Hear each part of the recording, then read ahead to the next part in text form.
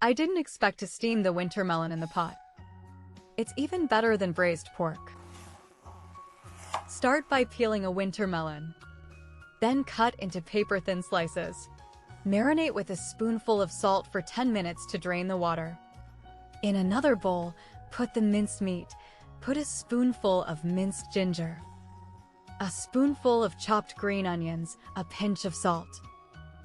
Pepper, 1/2 scoop light soy sauce, 1 scoop starch. Mix well. Can you give it a thumbs up? Thank you very much. At this time, the East melon also became soft. Then roll it up like I did, add mincemeat and stuff it with compact. Roll and arrange. Put another egg in the middle.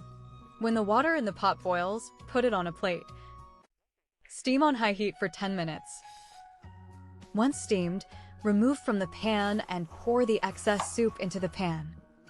Then add a bowl of water, bring to a boil and pour in the diced red pepper, a little light soy sauce, and finally a spoonful of water starch. Cook it on high heat to bubble and thicken. Finally, pour it over the steamed winter melon and you can start eating. The stuffed meat of winter melon produced in this way is very fragrant and tender. If you want to eat it, you can try it too.